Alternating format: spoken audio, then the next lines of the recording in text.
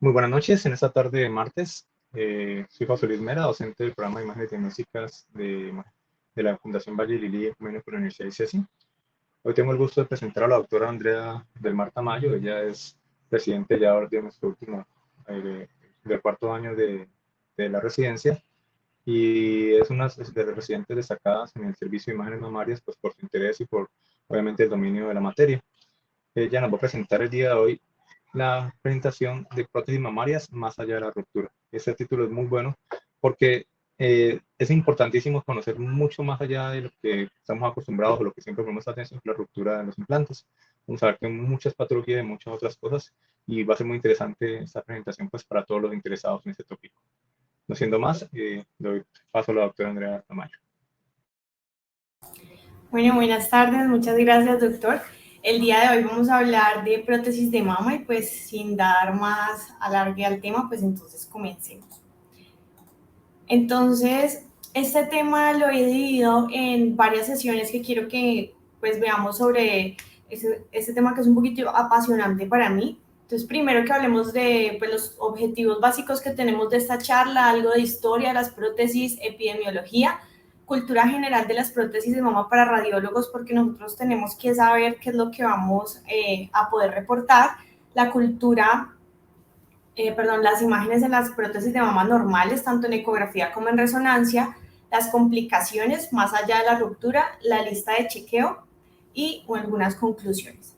Entonces, dentro de los objetivos nos planteamos 4 objetivos para esta charla y primero es que conozcamos las especificaciones técnicas de las prótesis de mama, segundo que identifiquemos los hallazgos imagenológicos normales en la multimodalidad de las prótesis, tercero, que reconozcamos las ventajas y las limitaciones de los diferentes métodos de imagen diagnóstica. Y cuarto, que valoremos imagenológicamente las complicaciones de las prótesis para que no solamente sepamos que existe la ruptura de las prótesis, sino que hay muchísimas más complicaciones aparte de ella. Entonces, para que empecemos, la parte de el hablar del tamaño de los senos de una mujer es algo que se viene hablando desde hace mucho tiempo, tanto que en la Biblia podemos encontrar en Cantares 8:8 esta parte que dice, tenemos una pequeña hermana que no tiene pechos. ¿Qué haremos a nuestra hermana cuando de ella se hablare? Entonces, aquí a mí me nace la pregunta de por qué desde ese entonces estamos hablando de los senos de la mujer, por qué son tan representativos para nosotras. Y como entonces la necesidad de la madre en la invención, en 1895 se empezó a hablar de los implantes de mama y fue el primero el doctor Vincent Cerny, que colocó un lipoma lumbar, lo colocó en una paciente que le habían hecho una mastectomía. No es hasta 1899 y hasta 1904 cuando empezaron a utilizar múltiples materiales como vidrio, se empezó a colocar cera, bolas de vidrio como implantes de mama que pues pudieran observarse en las mujeres algo de forma. Hasta se llegó a colocar esponja como podemos visualizar en esta imagen que está a la izquierda de la pantalla. Después, en 1861, los doctores Thomas Cronin y Frank Gero, ellos son cirujanos, ellos decidieron que pues debía de haber alguna manera que nosotros pudiéramos implantar algo en el seno de la mujer y crearon la primera prótesis de silicona. Sí, y pues como siempre todo trae una contraparte, hasta 1962, después de haber hecho muchísimos intentos de que se hubieran roto las prótesis, se colocó la primera mamoplastia de aumento y al mismo tiempo, hasta el 64, se empezó a crear la prótesis con solución salina, que la creó la empresa de Arion Laboratorios. En 1992, la FDA aparece y prohíbe los implantes de silicona porque se empezaron a presentar muchísimas reacciones en estas mujeres, tanto en implantes de silicona como en implantes de solución salina, y como no se conocía exactamente qué podían causar, ellos dicen, no, hasta aquí llegamos. Pero en el 2006, ellos sugieren, no, ya los implantes empiezan a ser un poco más seguros, se pueden utilizar, y más porque no se habían hecho estudios a fondo. Y pues ya en el 2008 al 2012 llega el boom de los implantes PIP, puede que el boom de estos implantes no es simplemente porque sean de silicona. El problema de la silicona que ellos estaban utilizando era que era silicona industrial, no silicona médica, y por eso es que estaban pasando que en estos pacientes, esas pacientes están haciendo unas reacciones adversas. Entonces, epidemiológicamente, el 3% de todas las mujeres en el mundo tienen unas prótesis de mama, pueden ser de parte cosmética o parte reconstructiva, y por la parte cosmética es un procedimiento muy común en Estados Unidos. Se presentan aproximadamente 300,000 mujeres al año, se ponen implantes, y pues ya en segundo lugar está Brasil. En Colombia somos el sexto lugar en el mundo para realizar las mamoplastias de aumento, y tener en cuenta que aproximadamente al año en Estados Unidos se realizan 290,000, casi 290,000 implantes. El 85% son de silicona y el 15% son de solución salina. Ya los implantes de solución salina empezaron a salir del mercado y solamente se utilizan en ciertas ocasiones específicas, y es debido a que ellos se pueden desinflar.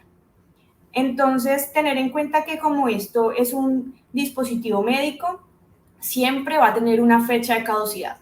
Todo dispositivo médico tiene que tener una fecha de caducidad, y por lo tanto la vida útil de una prótesis de mama es aproximadamente de 10,8, o sea, 11 años, aunque pues hemos visto prótesis de mama de 20 años, de 30 años, pero eso no significa que deberíamos nosotros sugerir siempre que se deban de cambiar. Las nuevas generaciones de prótesis de mama han hecho que pues mejores envolturas, mejores partes en la vida útil del producto, pero siempre hay que tener en cuenta estas especificaciones pues de las casas comerciales. Entonces, dentro de la cultura general que quiero que aprendamos sobre las prótesis, lo primero que tenemos que saber es que las prótesis se definen como un dispositivo médico de clase 3 según la FDA. Los dispositivos médicos de clase 3 son dispositivos médicos de alto riesgo que nos pueden producir lesiones al cuerpo, les puede traer enfermedades al cuerpo humano. Y se define como algo que se utiliza para modificar o reemplazar el contorno, la forma y el tamaño de los senos de una persona. Y tiene varias características que nosotros deberíamos de conocer, como son la ubicación, la composición, los compartimentos, la envoltura, la forma y el volumen. Vamos a hablar de las tres primeras para poder hacer un poco más ágil la charla, que es lo que nosotros deberíamos de conocer un poco más como radiólogos. Entonces, con respecto a la ubicación del implante, dos formas. Si el implante es retroglandular, aquí tenemos la glándula mamaria que está representada en rosado, y posterior está la prótesis que está representada en azul, y podemos ver en resonancia magnética cómo se visualizaría. O retropectoral, donde podemos ver al pectoral abrazando totalmente parte de la prótesis, y la prótesis está entre los pectorales. Con respecto a su composición, como habíamos dicho desde antes, pueden ser de solución salina, la que está a la izquierda de la pantalla, o pueden ser de silicona. Las prótesis de solución salina ya no se están utilizando porque ya les pueden suceder esto, pues que se rompen, como se visualiza en esta mama izquierda, que pues se desinflan y presentan una irregularidad en sus contornos, y eso se traduce en irregularidad al examen físico en la paciente. Con respecto a su composición, las prótesis de mama están compuestas por silicona en la parte interna, pero su superficie es de un elastómero. Y esto siempre lo van a estar escuchando, que vamos a estar hablando de elastómero. Y el elastómero es un polímero de polidimetil siloxano, o también llamada silicona de grado médico, y el grupo metilo es el que me va a dar la hiperintensidad en la resonancia magnética, por eso es que es tan importante. Y esto es lo que nos diferencia de la silicona industrial, que hay que tener en cuenta que dentro de la composición, la textura de la prótesis ha venido cambiando en el tiempo, porque antes eran prótesis lisas, ahorita ya son prótesis, la mayoría deberían de ser prótesis texturizadas, que son las que mejor, la que mejor respuesta tienen con respecto a que no hagan encapsulamiento. Y las prótesis texturizadas pueden tener algunos poros que podemos ver en esta imagen de microscopía electrónica, y esos poros lo que me ayudan es a hacer que la prótesis sude. Se dice así, que tenga un gel bleeding, que es como un sudor de silicona, y eso hace que se haga una capa fibrosa en la parte posterior, pues anterior a la prótesis, y pues me disminuya los riesgos de ruptura. Entonces, con respecto a los compartimentos, podemos tener 3 tipos de compartimentos en las prótesis de mama. Unos son monolumen, otras son doble lumen y las otras son expansoras, y pues ya vamos a ver ejemplos. Entonces, a la izquierda de la pantalla tenemos una resonancia magnética donde podemos visualizar las 2 prótesis de mama de esta paciente, que son retroglandulares, donde se visualizan 2 prótesis de mama totalmente de silicona. Miren cómo es de homogénea la intensidad de señal. En la contraparte, en el lado derecho de la pantalla, podemos visualizar en la mama derecha, que es la que está más a la izquierda de sus pantallas, una prótesis donde en la parte de afuera tiene, que es doble lumen, en la parte de afuera tiene silicona y en la parte interna tiene solución salina. Y su contralateral es solamente de solución salina. ¿Por qué puede pasar esto? Porque en ocasiones se colocan las prótesis en diferentes tiempos quirúrgicos y pues por eso pasan esto en estas pacientes, o se hace una reconstrucción mamaria como pudo haber sido en esta paciente.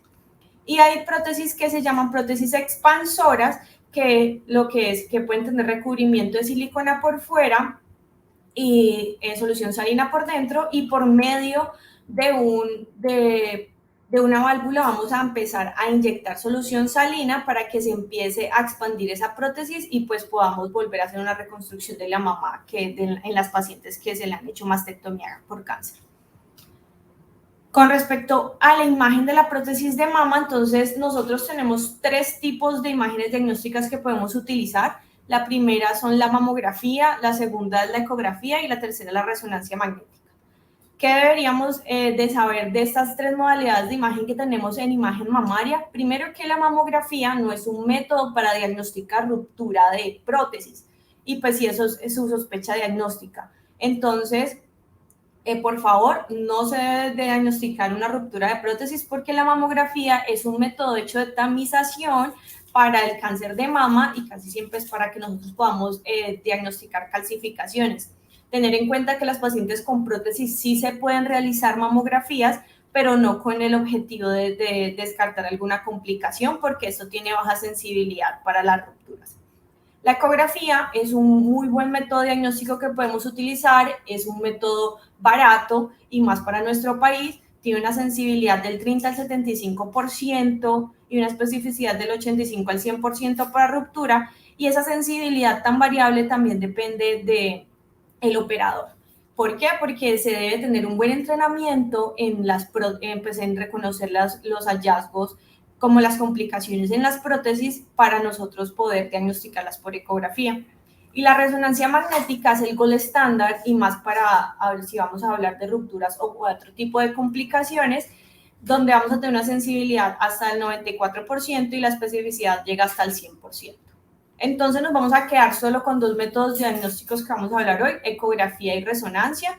Entonces, empezando por la ecografía, ¿qué es lo que vamos a ver? Entonces, en la parte derecha de la pantalla ustedes tienen un esquema donde pues veríamos qué es lo que normalmente vemos en una ecografía. Vamos a ver la piel, después el tejido graso, el tejido fibroglandular, el músculo, la cápsula, que es la parte que crea el cuerpo como parte, como si estuviera rodeando la prótesis cuando se implanta. Después, entre la cápsula y el elastómero hay una fusión entre ellas dos que se va a ver como una línea cogénica, y después está el elastómero. Entonces, esto es lo que se traduce en la parte izquierda de la pantalla como debería verse una prótesis normal. Si pueden observar, hay 3 líneas que podemos delimitar muy bien, y pues cuando hacemos un zoom podemos delimitar bien lo que es la cápsula, la fusión y el elastómero. Entonces, ¿qué otras cosas normales podríamos encontrar en una prótesis ecográficamente? Podemos encontrar estas imágenes que parecen unas invaginaciones que se llaman proyecciones radiales, y esas proyecciones radiales son totalmente normales. Tenemos también nosotros que demostrar dentro de la imagen ecográfica si la prótesis está retropectoral o retroglandular, y eso es visualizándose como se visualiza en la imagen del medio, demostrando en qué parte si la prótesis está antes del pectoral o después del pectoral. También debemos de demostrar en las imágenes de ecografía la parte posterior de la prótesis, y tener en cuenta que la prótesis me puede hacer reverberación por el contenido de silicona que es muy espeso y eso no significa que esté rota. Entonces, eso también es un pitfall que deberíamos de conocer y siempre nosotros deberíamos demostrar la parte posterior de la prótesis demostrando que la prótesis no está rota. Entonces, el sello es supremamente importante, siempre debe estar en la parte posterior. Entonces, esto es como se vería un sello de silicona, que eso es normalmente cuando los colocan los cirujanos, se coloca en la parte posterior y pues en ocasiones hay mujeres que se les puede rotar, pero eso no es signo de ruptura de la prótesis. Este es un artículo que les recomiendo de la revista colombiana de Radiología, donde hicieron una buena revisión sobre todos los tipos de prótesis que podemos tener, pues para que lo tengamos en cuenta. Ya con respecto a la resonancia magnética, tener en cuenta que hay muchísimos protocolos, pero ese es el protocolo que nosotros utilizamos aquí en esta institución. Dependiendo si ustedes tienen un resonador con una antena de 1.5 a 3 teslas, pero una antena tiene que ser específica para mama.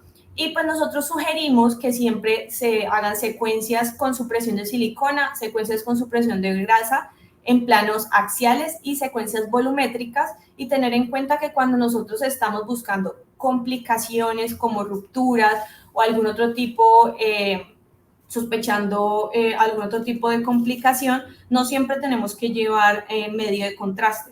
Hay algunas patologías que sí van a requerir que nosotros pues implementemos el medio de contraste en estas pacientes, pero siempre es más sospechada por el clínico. Entonces, ¿cómo se vería una resonancia magnética normal en unos implantes de silicona? A la izquierda de la pantalla, en la parte superior, tenemos un T1, donde si podemos visualizar, las prótesis de silicona se ven hipointensas. En el T2 se ven en una intensidad de señal intermedia. Cuando se suprime la silicona, es decir, se cae la señal de la silicona y me va a realzar el agua, por eso es que vemos alrededor de la prótesis hiperintensidad, y cuando suprimimos el agua, la silicona me va a brillar. Entonces eso lo tenemos que tener siempre en cuenta, cómo se deberían de ver morfológicamente. También tenemos cuando las prótesis tienen doble lumen reverso o pueden tener silicona externa, podemos visualizar que cuando se satura la silicona, se va a saturar la silicona en la parte externa y la parte interna va a ser hiperintensa. Tener en cuenta que estas prótesis pueden pasar, que una paciente nos llegue con una de un lado y otra del otro, entonces no tenemos que asustarnos, sino también conocer cómo se debería ver la normalidad de estos senos con prótesis de diferentes tipos. Entonces, ¿por qué llegamos a las complicaciones más allá de la ruptura? La ruptura de prótesis es como lo más común que nosotros como médicos conocemos como complicación, pero no es la única complicación que existe. Entonces, a nosotros nos van a llegar como radiólogos los pacientes, o a ustedes como médicos generales o cualquier otro tipo de especialidad, las pacientes van a llegar pidiendo un estudio imagenológico. Entonces, ¿por qué lo van a pedir? Porque quieren valorar el tejido mamario, porque tiene una anomalía palpable o una anomalía mamográfica, porque quieren valorar algún tipo de complicación, porque simplemente ahorita ya es muy común que se hagan controles de las prótesis o porque tenga algún tipo de síntomas. Y ahí es donde nos llega a nosotros o a la consulta o a la sala de ecografía o de resonancia magnética. Entonces hay muchos tipos de complicaciones, los podemos dividir en dos, en inmediatas y en tardías. Dentro de las complicaciones inmediatas están las colecciones periprotésicas como el seroma, el hematoma y los abscesos, y también complicaciones infecciosas. Y las complicaciones tardías, que se consideran que pueden pasar más a partir de las 6 semanas o más allá de un año, están las rupturas, que pueden ser intracapsulares o extracapsulares, la contractura capsular, los tumores, el desmoide y el linfoma anaplásico de células grandes, la necrosis grasa y alteraciones, patologías que producen alteración en el tejido conectivo. Entonces vamos a empezar por la más común para que salgamos de ella y conozcamos lo básico y podamos abrirnos a encontrar otros tipos de complicaciones. Primero está la ruptura. La ruptura es un diagnóstico clínico muy difícil, en sí es más un diagnóstico imagenológico. En ocasiones lo que vamos a ver es alteración en la morfología de los senos de las pacientes, como podemos verlo en la imagen. Tiene una incidencia del 0,3 al 77%, intracapsulares son el 78% y extracapsulares son el 22%. La edad media en la que se presentan estas pacientes con ruptura es de aproximadamente 10,8 años, y el estudio de elección va a ser la resonancia magnética, que es lo recomendado por la FDA, pero nosotros con en una buena ecografía podemos también dar un buen diagnóstico. Entonces, tener en cuenta dos términos, uno desinflar y otro ruptura. Ruptura es para prótesis de silicona y desinflar es para prótesis de solución salina. Entonces, hay algunos estudios donde hablan de en cuánto tiempo ya se pueden ver daños en las prótesis, pues de acuerdo al tipo de, pues, por el material. Entonces, a los 5 años se rompen el 30% de las prótesis, a los 10 años el 50% y a los 17 años el 70%. Por eso se considera que el promedio de edad de una prótesis debería de ser aproximadamente los 10 años. Entonces, tener en cuenta primero, el dolor es un síntoma sugestivo de ruptura, más no es algo patognomónico porque las mamas pueden doler por otros tipos de causas. Entonces, ¿por qué se rompen los implantes? Los implantes se pueden romper primero porque haya un agotamiento del material, por eso es que los materiales tienen caducidad, la interacción del cuerpo extraño con el huésped, el gel bleed, la presión, que tenga fluidos, la hidráulica de la prótesis por cirugía o por trauma.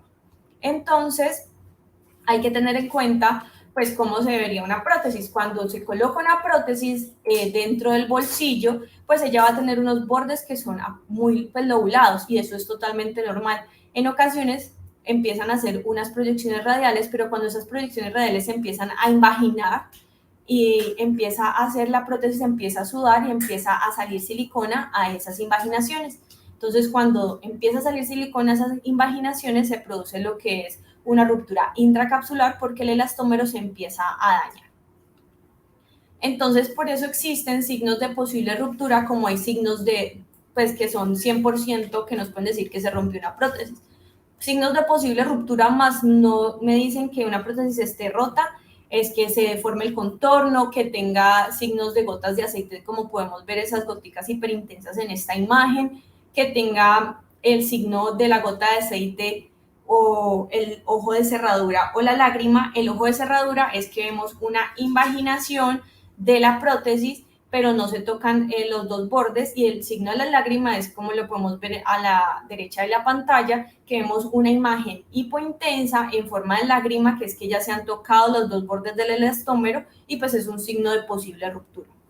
Pero en medicina tenemos signos que son definitivos, que nos pueden decir que la prótesis está rota. El signo más pues uno de los signos que pueden acompañar al más sensible son las líneas subcapsulares, que son hipointensidades que van adyacentes al elastómero, que lo podemos ver en la primera imagen de la izquierda, o que tenga alteración de ya pues de la morfología de la prótesis, que ya se vea totalmente rota como está en la segunda imagen hacia la derecha.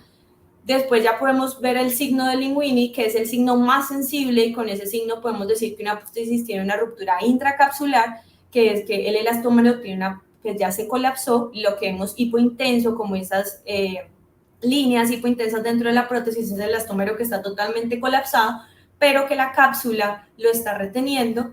Y por último podemos ya ver alteración en la morfología, de la prótesis, como lo vemos en la imagen de la izquierda, que ya está lobulada, y pues ellas son signos de una ruptura extracapsular. Entonces, para poder distinguir todos estos signos, también debemos de recordar que hay morfologías normales dentro de la prótesis. Lo que yo les decía, están las proyecciones radiales, que son estas imágenes hipointensas que lineales que se ven en las dos imágenes de la derecha de la pantalla, y otras son las lobulaciones, que pueden ser totalmente normales. ¿Y qué es lo que me va a ayudar a distinguir? Verlos en los multiplanares, ver que tenga otros signos la paciente, pues el pensar en qué otras cosas me pueden ayudar a pensar que esta paciente puede tener un daño de esa prótesis. Y tener en cuenta, hay algo que es muy común escuchar, que cuando las pacientes tienen adenomegalias o ganglios con silicona, pues se considera que es una ruptura de la prótesis. No es una ruptura de la prótesis. Las prótesis pueden haber, pues, a veces se pueden haber roto y puede haber migrado la silicona al ganglio, y se puede ver este signo, que es el signo de la tormenta de nieve, donde no vemos absolutamente nada del ganglio, sino que vemos es una imagen ecogénica, pues, que nos da sombra acústica. Entonces, tener en cuenta que puede ser o porque se rompió y la silicona migró a los ganglios, o porque simplemente la prótesis sudó, que es algo que puede pasar en las prótesis, y migra a los ganglios, pues porque tenemos un drenaje linfático muy rico en las mamas. Y tener en cuenta también que en resonancia magnética no se diagnostican ganglios con silicona, debido a que los ganglios en las pacientes con prótesis de mama en resonancia magnética pueden estar aumentados de tamaño, igual que en la ecografía, pero el diagnóstico de un ganglio anormal, para nosotros considerar que puede ser una ruptura o que puede ser un ganglio sospechoso, es por ecografía. Entonces, vamos a encontrar que hay un drenaje casi siempre a los ganglios homolaterales en el 75%. También deberíamos de buscar en la cadena mamaria interna, la cadena mamaria contralateral, y en los nervios, en los ganglios frénicos inferiores en el 25%. Ya con respecto a las complicaciones inmediatas están las colecciones periprotésicas, que se ven en el 48% de las pacientes. Es algo casi que en el 50% de las pacientes lo vamos a encontrar, pero entonces yo quiero enseñarles es cuánto debo yo de pensar que una colección periprotésica no es normal. Entonces, tener en cuenta primero que ellas se van a absorber dentro de las 4 a 5 semanas posteriores a la cirugía, pero si yo tengo una colección periprotésica que aparece después de un año, eso no es una colección normal y siempre debe de ser llevada a un estudio de citología. Entonces, tenemos dos ejemplos, un ejemplo de la derecha, donde es una paciente con 2 prótesis de silicona normales, y podemos ver una imagen hiperintensa en la parte posterior de la prótesis izquierda, que es algo de una colección periprotésica, es un seroma que es totalmente normal, y esta otra paciente que hizo un seroma postquirúrgico que produce un colapso total de la prótesis, y pues podemos ver que aún es más grande que la mama contralateral. Entonces, tener en cuenta que los seromas siempre van a tener una intensidad de señal líquida en todas las secuencias de resonancia magnética, y ecográficamente vamos a visualizarlas como colecciones anecoicas que no tienen que tener ni septos, no tienen que tener flujo al Doppler color, y pues que van a ser casi siempre en el contexto de un postquirúrgico de unos implantes mamarios. Están los hematomas. Los hematomas pueden aparecer en menos del 5% de las pacientes, casi siempre se presentan en un posoperatorio temprano, y su intensidad de señal va a ser heterogénea dependiendo de la edad del hematoma, porque en ocasiones los hematomas, cuando ya están más viejos, pues nos pueden presentar una alteración en resonancia magnética, es que nos pueden realzar la parte de su superficie.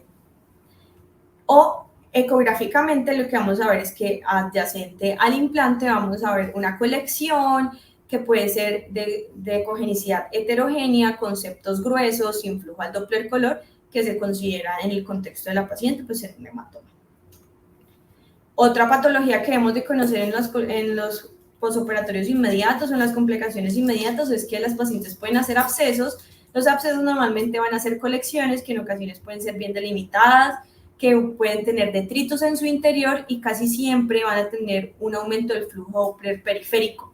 En resonancia magnética, como podemos visualizar en esta paciente de 43 años con mastalgia, presentaba una pequeña colección retroaloral en la mama izquierda que presentaba realce en las secuencias post-contraste, pues que era compatible con un absceso.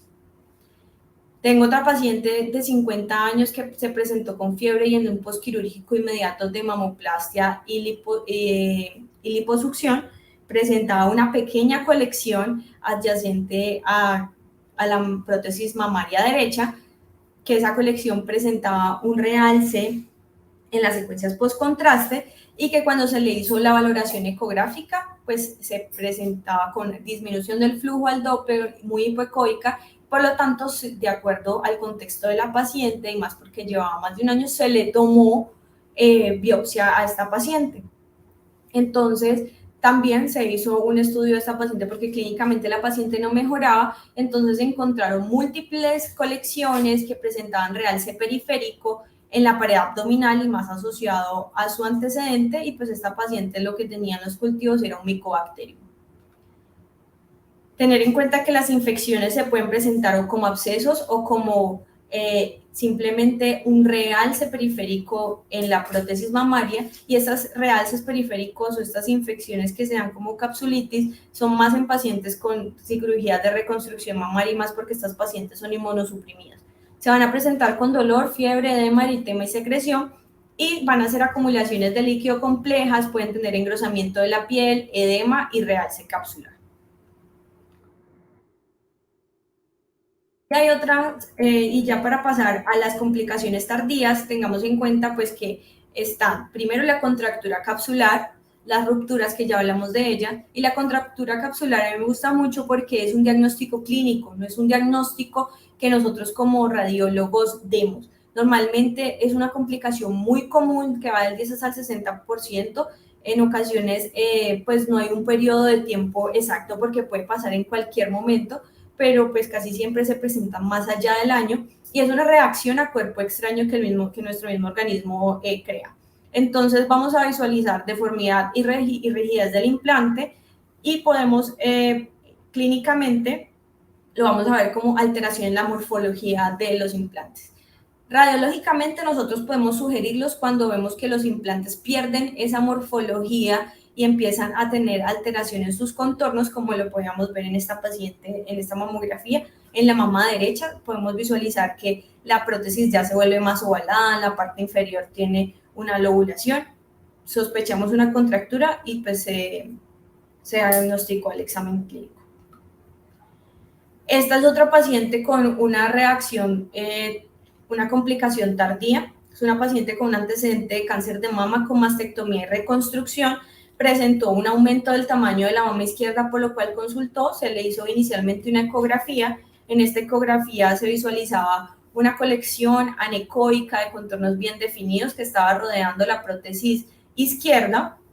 Y cuando se le tomó biopsia para tomarle citología a esta paciente, pues se confirmó que era un linfoma asociado a las prótesis de mama. Entonces, ¿qué tenemos que tener en cuenta? Que el 0,5% de los cánceres de mama van a ser linfomas y que estos linfomas van a ser una entidad rara, y pues se considera nueva. Normalmente se diagnostica entre 500 a 3 millones de pacientes. Esta paciente previa era un linfoma que nos compartió la doctora Adrada, pero en nuestra institución no hemos tenido todavía el primer caso de linfoma confirmado. Se presentan más o menos 1.400 casos en todo el mundo a partir de marzo del 2023. El linfoma de células es un linfoma de células T poco común y es un linfoma no Hodgkin.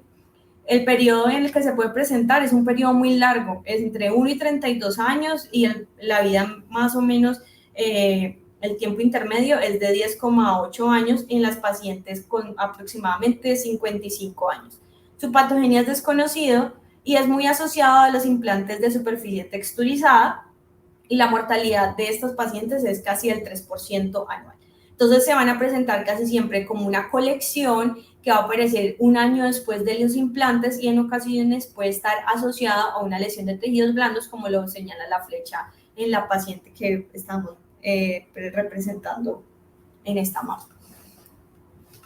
Entonces, al examen clínico, ¿cómo se va a presentar? Como edema, dolor, masas palpables, asimetría o linfadenopatía. La verdad, los síntomas son, los sistémicos también pueden estar asociados y es una patología que no tiene síntomas claros. Por eso es que siempre estas pacientes deben tener un seguimiento imagenológico. Y tenemos aquí otro caso acompañante donde teníamos una paciente de 57 años con síntomas sistémicos, era de nuestra institución, presentaba una alteración en la morfología de los ganglios, donde podemos ver que hay un engrosamiento de la cortical del ganglio y un aumento del tamaño. Presentaba un líquido adyacente en la mama izquierda, adyacente al implante. A esta paciente se le tomó muestra y pues la muestra salió positiva, pero para un linfoma Hodgkin. No fue un linfoma asociado a prótesis, pero pues entonces tenemos que tener en cuenta que siempre tenemos que estar alertas para esto. Entonces, ¿qué hay que tener en cuenta? Que estos linfomas asociados a prótesis, las recidivas entre el 6 y el 11% en un año, las recurrencias al 36% y a distancia al 64%, y nosotros deberíamos de tomar un aspirado para citología y pedir una citometría de flujo para el CD30, que es lo que me va a hacer el diagnóstico de un linfoma asociado a prótesis. Entonces, otro caso de una paciente con complicaciones tardías, 60 años, aumento de tamaño de la mama izquierda, podemos ver la alteración en la intensidad del señal en lo que podría ser la prótesis de mama izquierda. Las secuencias con supresión de silicona no suprimía, y en el T1 post-contraste podemos ver que es una imagen que está realzando heterogéneamente, y pues de acuerdo a su morfología se diagnosticó un tumor desmoide o una fibromatosis. Entonces los tumores desmoides van a ser el 4% de todos los tumores extraabdominales y el 0,2% de los tumores mamarios. Lo que vamos a ver es que hay un crecimiento local infiltrativo y agresivo de una masa que va a ser palpable, única, firme, indolora y con crecimiento rápido. Normalmente estos tumores tienen mucha capacidad de recidiva porque se resecan y ellos vuelven otra vez a crecer. Imagenológicamente los vamos a ver como el primer caso, y ecográficamente los vamos a ver como un tumor que puede estar adyacente a la prótesis, como en este caso, que es de ecogenicidad heterogénea, lobulado, y pues que la paciente casi siempre va a referir que tiene un crecimiento muy rápido. Esos tumores son casi siempre secundarios a una proliferación fibroblástica, son indolentes, pero pueden ser agresivos y pues están asociados en ocasiones a las cicatrices, a trauma, exposición a hormonas o a la cápsula de la prótesis mamaria. Entonces aquí tenemos otro ejemplo en la literatura donde podemos ver que este tumor está adyacente a la parte medial y posterior de la prótesis derecha y la está desplazando. Otra de las complicaciones, y ya para acabar, es la necrosis grasa. La necrosis grasa es un proceso inflamatorio benigno secundario al compromiso vascular del tejido adiposo trauma cirugía. Lo que casi siempre va a presentarse es en pacientes que le han hecho cirugía para aumento mamario, para reconstrucción, o cuando se han hecho inyecciones de grasa, cuando los pacientes han tenido mastectomías y se hacen inyecciones de grasa para poder mejorar el aspecto del seno, pues se pueden formar estas imágenes. Entonces, esta es una imagen que simula muchísimo el cáncer, y por eso tenemos que nosotros tener parte de nuestros diagnósticos diferenciales esta patología. Siempre la biopsia en estas pacientes, la mayoría parte de las pacientes está justificada, y se va a ver como estas imágenes redondeadas de contornos irregulares que pueden tener un realce periférico y en ocasiones pueden simular prótesis. Entonces, tener en cuenta, por ejemplo, en esta paciente, que este es un caso aquí en la institución, una paciente joven que refería retiro de las prótesis extrainstitucionalmente y llegó con nosotros porque presentaba aumento del tamaño, alteración en la morfología de las mamas, pero pues ella desconocía, pues ella refería que sí le habían retirado las prótesis, pero pues no estaba totalmente segura. Entonces, esto en ocasiones es un pitfall de prótesis de mama, porque pueden aparecer bilaterales y en la misma morfología y en la misma posición. Casi siempre, pues son por los retiros. Y por último está el síndrome de Asia, que es el síndrome autoinmune inducido por adyuvantes. Este es un caso de la literatura donde presentamos a esta paciente que se hizo un implante de mamas para aumento y presentó en el tiempo transcurrido de haberse colocado las prótesis un rash que no mejoraba con ningún medicamento. Entonces, de acuerdo a esto, pues se le diagnosticó un síndrome de Asia. Tener en cuenta que el síndrome de Asia asociado a prótesis de mama es un diagnóstico de exclusión que tiene criterios mayores y menores, y que casi siempre los que nos van a dar la mano para hacer el diagnóstico son los reumatólogos, y nosotros también podríamos ayudar a sospecharlo. Cuando se le retiraron los implantes a esta paciente, mejoró todos los síntomas que podía tener, y pues entonces se consideró que era una reacción del cuerpo a este cuerpo extraño. Entonces, llegamos a una nueva era de decir adiós a la silicona. No, hay muchísimas empresas trabajando en no tener que tener cuerpos extraños, sino que trabajan con células madre, que para que las células madre puedan producir estroma para poder poner una prótesis que no tenga que rechazar el cuerpo. Pero esto es como la nueva era de la tecnología que vamos a nosotros ver. Por ahora vamos en la 5ª generación en Colombia de prótesis de mama, y cada vez más se consideran un poco más seguras, aunque siempre hay que tener en cuenta que es un cuerpo extraño a lo que normalmente nosotros como mujeres deberíamos de tener. Y pues esta es como una ecografía, y pues lo que nosotros proponemos que deberíamos de buscar ecográficamente es primero la localización, es decir, la localización de las prótesis y lo que el cirujano también quisiera saber cuando lea un informe. Segundo, qué tipo de prótesis son, monolumen o doble lumen o expansoras, el contenido de las prótesis, silicona o solución salina, los contornos, si son lisos, son irregulares, tener en cuenta si tiene unos signos de ruptura intra o extracapsular, líquido libre periprotésico, tener ahí como que red flag, después de un año de la cirugía, líquido libre periprotésico, sugiera siempre una citología de flujo, las colecciones o no tiene, si tiene lesión de tejidos blandos asociadas, si el tejido, cómo está el tejido mamario adyacente al implante y si las axilas, ganglios subclaviculares, perdón, y la cadena mamaria interna, cómo están, siempre hay que revisarlas y pues si hay algo, otros hallazgos que nosotros queramos asociar, pues que no sean asociados a las prótesis. Y pues este es el bonus que les quería traer, tener en cuenta que hay unos nuevos reportes de carcinoma escamocelular asociado a los implantes de mama. Esto tiene una mortalidad del 44% a 6 meses, es decir que en este momento apenas hay 19 casos reportados en la literatura, pero pues es una nueva patología que nosotros debemos de agregar a nuestra lista y es que esta enfermedad existe y nos puede matar a nuestras pacientes. Entonces, como conclusión, primero que nuestra nueva era de la tecnología, donde las imágenes diagnósticas van a jugar un papel supremamente importante, tanto en el diagnóstico, la estadificación y tratamiento de nuestros pacientes. Nosotros podemos ser los primeros que demos el paso a seguir de qué complicación puede tener nuestra paciente, si el clínico en este momento todavía no está claro los síntomas. La ecografía es una técnica confiable y debería ser el primer método diagnóstico para valorar hallazgos anormales y anormales en las prótesis y tener en cuenta que también es operador dependiente y requiere un entrenamiento para que nosotros podamos hacer un buen diagnóstico y guiar a nuestros pacientes, que tenemos que conocer completamente los diversos tipos de implantes, las características para que asimismo nosotros podamos guiar el diagnóstico y no convencernos de que hay alguna complicación simplemente por desconocimiento de la normalidad de una prótesis y siempre tener en cuenta el gol estándar para la valoración de una prótesis de mama es la resonancia magnética, aunque en nuestro país no sea tan asequible, siempre tenemos que tenerlo en cuenta que es nuestro gol estándar, pero con una buena ecografía y con un buen médico o radiólogo entrenado en mama, pues podemos hacer un excelente diagnóstico. Entonces, muchísimas gracias, agradeciendo pues a mi tutor, que es el doctor José Mera, al doctor Esteban Vivas, que es cirujano plástico en Brasil, que me ayudó muchísimo para poder desarrollar esta exposición, y a mis otros dos profes de mama, el doctor Abel y la doctora Flor. Entonces recordemos que la belleza es efímera, pero las siliconas van a ser siempre eternas. Muchas gracias.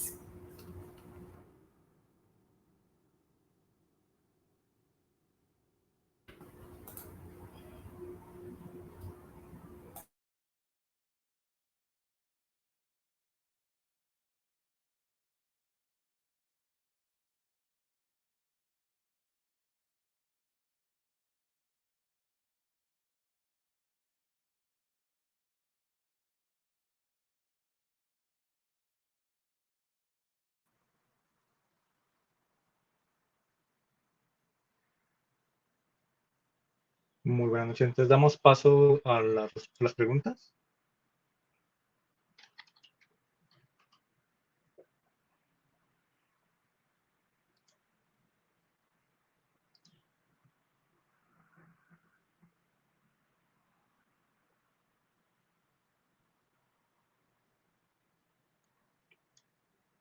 ¿Correcto? Sí, doctor. Vale.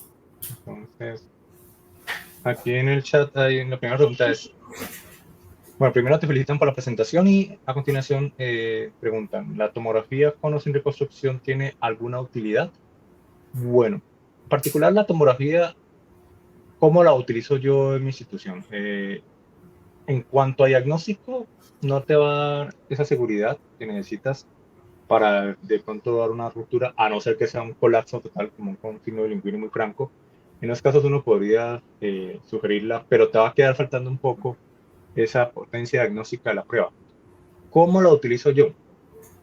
Me sirve mucho para ver la temporalidad de la evolución de los implantes. Muchos de mis pacientes tienen tomografías previas de tórax simples por múltiples motivos, nada con el implante.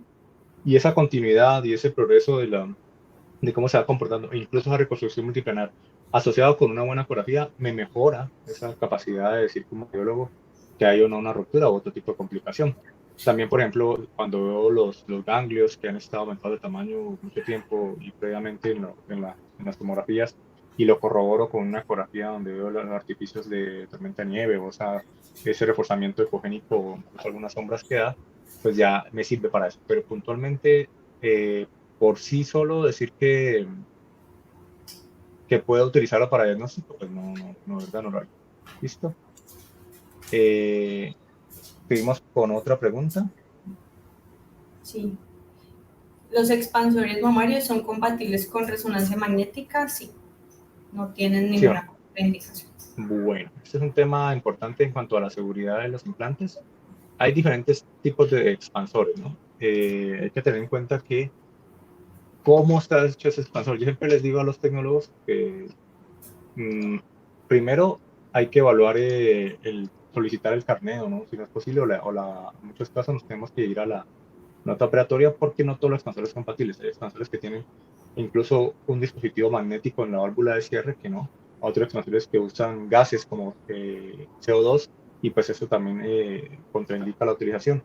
Pero también últimamente han venido desarrollando expansores con este propósito, pues son completamente seguros. Entonces, básicamente para no llenar de información aquí que pueda confundir, siempre consultar qué tipo de expansor tenemos, idealmente con el carnet del expansor o la nota operatoria, y consultar en las diferentes páginas que tenemos para este tipo de consultas de MRI Safety o demás. ¿Ok? Eh, La Dice, otra es, prótesis con K, imagino que se refieren a las prótesis que vienen con el chip metálico en la porción posterior, pero no sé a qué se refiere. Eh, no sé. En cuanto a si se puede hacer, se imagino que van a pronto orientado a estos. Riesgo-beneficio, si se necesita para una certificación de cáncer, para demostrar si está realmente roto, ¿no? No hay ninguna contraindicación en cuanto a hacer el procedimiento. Ya si el chico no sufre daños, teóricamente no. Igual muchos de esos pacientes ni siquiera saben que tienen ese chip. Y lo que sí te va a producir es un artificio de susceptibilidad magnética en la porción posterior implante que pocas veces ha implicado para mí en la dificultad diagnóstica. Entonces, teóricamente, si esta era la pregunta, pues no habría mucho problema. ¿Cuánto tiempo puede ser una paciente con la prótesis rota? Eso, bueno, es una pregunta más como para cirujanos plásticos. En realidad, como lo dijo Andrea, muchas fracturas de los implantes son asintomáticas. Muchas pacientes, cuando la diagnosticamos, no tenemos ni idea de cuánto tiempo llevan con esa prótesis rota. Pacientes que en 5 o 10 años no se han realizado ningún examen clínico, pues no lo vamos a saber. Eh, y esto es algo muy dependiente. Yo no sé si usar el término, a veces lo uso con mis estudiantes del huésped, es decir, esa reacción del implante y el huésped. Hay pacientes que con una mínima ruptura ya hacen una reacción inflamatoria severa, hacen colecciones periprotésicas inflamatorias gigantes, y otros pacientes que hacen granulomas, masas, etcétera. Y el otro aspecto, los pacientes que simplemente se dan cuenta es porque uno les informa como un hallazgo incidental durante el procedimiento. Dice, doctora Andrea, por ecografía puede saber si las prótesis son de silicona o solución salina. Esta pregunta la va a responder la doctora Andrea. sí, sí, se puede saber. Las prótesis de silicona normalmente van a producir un artefacto de reverberación versus las prótesis de solución salina vamos a verlas como como si fuera una colección, van a ser totalmente anecoicas. Bueno, esa es una forma. Y la otra es, Stavros describe muy bien algunas utilidades que uno puede configurar el equipo con diferentes velocidades del sonido y según tu comportamiento lo puede eh, determinar. Esto realmente no es tan difícil cuando uno lo hace de conciencia, pero no se hace de rutina. Realmente, afortunadamente, los pacientes, la mayoría lo pueden decir. Otra cosa, cuando tenemos dudas, buscar la válvula. En algún lado puede haber quedado esa válvula, eso nos va a dar mucha información, ¿no? Y pues sí, lo pico la doctora. En cuanto nos escriben desde República Dominicana, ¿cómo se puede identificar los implantes encapuchados? Me imagino que en ecografía, me imagino que hablarán de encapsulados, el encapsulamiento como tal. Eh, bueno, como tal, el encapsulamiento diagnóstico clínico, ¿qué puede uno inferir cuando son implantes que son asimétricos? Es decir, uno tiene mayor dimensión anteroposterior que el otro. Uno con el traductor pues siente claramente la diferencia con textura de los implantes, pero personalmente yo siempre coloco signos ecográficos que van a guiar al cirujano plástico para el diagnóstico del encapsulamiento. Prefiero no dejarlo como una conclusión en mi informe radiológico porque cuando no hay signos claros es mejor uno no meterse como en el campo de la parte clínica o de parte del cirujano plástico porque puede traer incluso inconvenientes, ¿no? Entonces, ser muy cauto, darle toda la información para que el cirujano haga su diagnóstico y creo que ahí está. En cuanto a los pliegues del implante, ¿son necesarios informarlos? Muy buena pregunta. Yo creo que el 90% de los implantes, 95% de los implantes con ellos llevan un tiempo, 1, 2, 3, 4 años, ya comienzan a tener implantes. Eso es prácticamente natural en la interacción que hace implante con la cápsula y con el bolsillo. Entonces, realmente yo usualmente no los informo. Ya cuando comienzo a ver demasiado implante, con líquido en su interior, que son más profundas las invaginaciones, etcétera, etcétera, que más van a llamar a mí una sospecha, una disfunción de implante, una ruptura, ya les doy importancia. Pero per se, no, incluso hay pacientes que se inquietan mucho porque hayan pliegue radial, se lo dan en el informe. En Colombia los informes los reciben los pacientes, entonces si no le des relevancia médica o imaginológica, no debería ser como bueno, forzado en el informe. Dicen, ¿por qué los cirujanos plásticos no necesitan eco mamá antes de colocar la prótesis y así evitar colocarnos algunos no? Perfecto. Hoy en día lo están haciendo. Ya viene una corriente, afortunadamente, la mayoría de pacientes que han ido con implantes en las clínicas con buenos protocolos lo están haciendo, es muy importante. Hemos tenido pesadillas en cuanto a resonancia magnética, informes donde uno llega al paciente con un diagnóstico de una resección con márgenes obviamente comprometidos y es bastante complicado el diagnóstico. Entonces creo que de rutina sería muy importante este tipo de ecografías. Obviamente, pues eso ya depende de los protocolos, la ética y demás de cada cirugía. Dice, actualmente le recomendaron solo usar prótesis de expresión salina. Realmente no hay una recomendación. La expresión salina se usa más que todo en el ámbito de la oncoestética o la reconstrucción, los expansores y demás. Eh, los cirujanos plásticos, pocos, casi son excepcionales que colocan expresión salina como la primera opción. Entonces yo creo que la indicación es más del cirujano plástico y su paciente que quiera. La solución tiene una gran ventaja que pues, se colapsa, se rompe y se colapsa simplemente, la solución se absorbe y no pasa nada más. Pues obviamente toca retirar este envoltorio, pero bueno, no más. Para la descripción del uniforme, recomienda describir el signo de Linguini de forma general o describir su ubicación. En general, el signo de Linguini es complejo, o sea, es decir, es un colapso del implante. Yo incluso he optado por no ser tan descriptivo en la parte de semiología, linguinis, líneas subcapsulares, eh, cerraduras, etcétera, etcétera. Todo lo que tú encuentras una gran signología que muchas veces confunde al cirujano. El cirujano no le va a interesar si hay un signo de linguini o si hay un signo de la línea subcapsular en una parte, etcétera. El cirujano no importa, ¿está roto o no está roto? En realidad eso es lo que define, no que está tan roto, está poquito roto, no. Está roto y el signo linguini lo que nos da es que básicamente el implante se colapsó por una ruptura macroscópica y que ha hecho que ese pliegue se comiencen a unir y da esa forma típica de linguini, pero realmente descríbelo simplemente o incluso en algunos informes que es tan evidente, simplemente coloco signos francos de ruptura intracapsular o colapso del implante como signo de ruptura intracapsular. ¿Listo? ¿En qué consiste el bleed? Bueno, el sangrado son anglicismos que a veces es muy difícil traducirlo al español. El bleeding, el jet bleed, básicamente hay una discusión entre si es exudado o exudado. Yo algunas veces les doy razón a algunos otros, pero básicamente es que el implante tiene porosidades. ¿Ok? Esas porosidades incluso son buscadas por los fabricantes porque en la fase inicial esa porosidad sirve para crear una reacción inflamatoria y se crea la cápsula periprotésica. Ya viene el problema es que en qué grado es la porosidad del implante y eso también va a depender mucho de la interacción de ese implante con el huésped, como lo he dicho previamente. Pacientes que tienen unos fracturados muy leves, que finalmente son los ganglios que absorben esa silicona que quedó en partes microscópicas y realmente quedan ahí. A otros pacientes que lo que tienen es un gran trasudado y se dan colecciones periprotesis y que demás.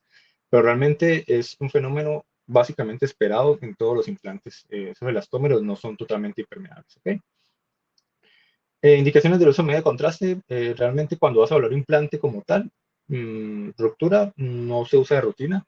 Ya uno viene a hacer interrogatorios en particulares cuando hay procesos inflamatorios asociados, cuando hay una asimetría franca de la mama, que tú sospechas que hay una colección y demás, o cuando la paciente tiene francos factores de riesgo para cáncer de mama, pues se le hace un interrogatorio, se le da un consentimiento informado y si nosotros personalmente colocamos medio de contraste porque no es como perder una oportunidad para un diagnóstico, ¿ok? Cuando hay lesiones palpables, por ejemplo, que aunque pueden ser granulomas y demás, también se indicaría y los pacientes te lo van a decir en la entrevista previa a la resonancia magnética. Pero per se no hay una indicación formal para evaluar implantes en la cual no usar medio de contraste de rutina. ¿Okay? Dice, las prótesis mamarias de tanto la de silicona como la de celulosa tienen la misma durabilidad. ¿Cuál de las dos tiene mayor probabilidad de ruptura e infección?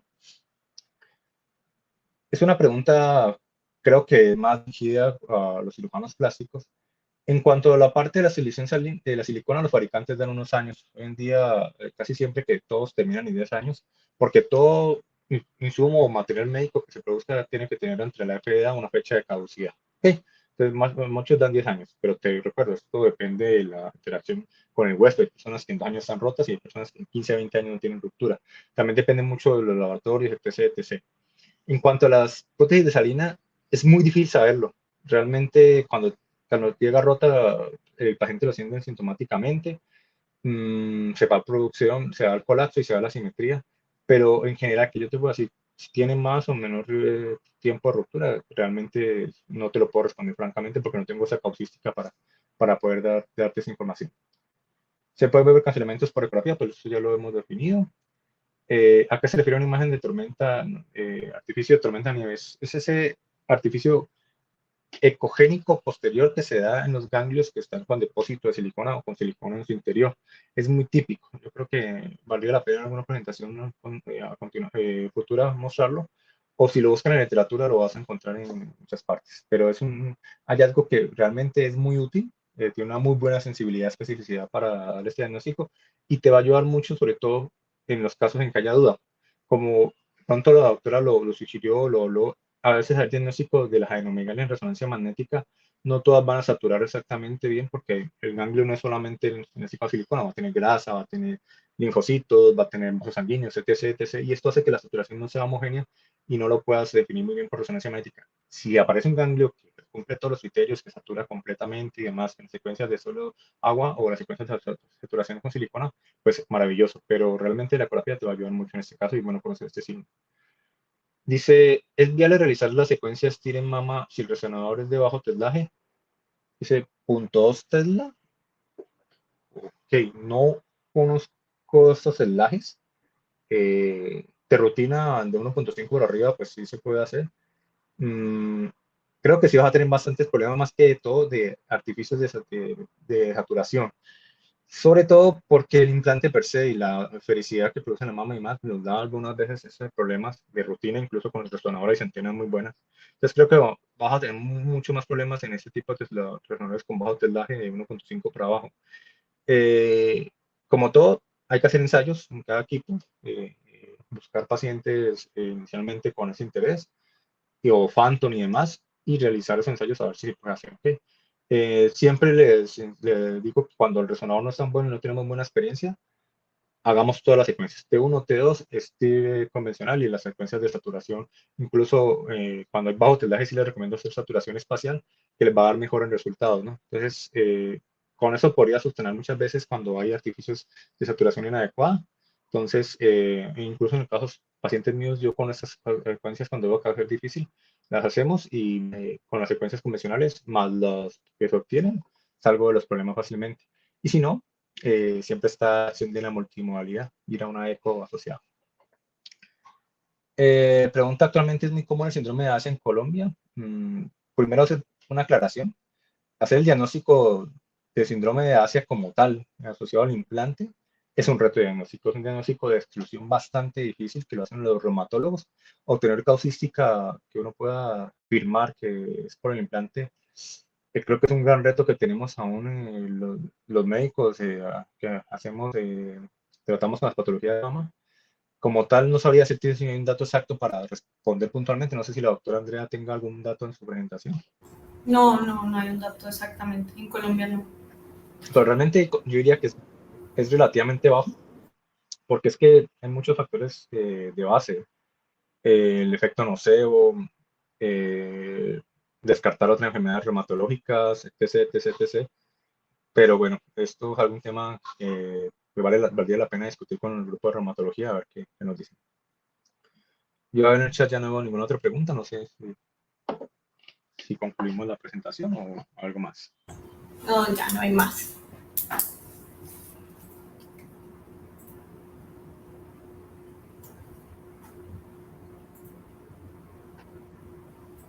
Bueno, entonces muchísimas gracias por haberse conectado, muchas gracias a todos los participantes.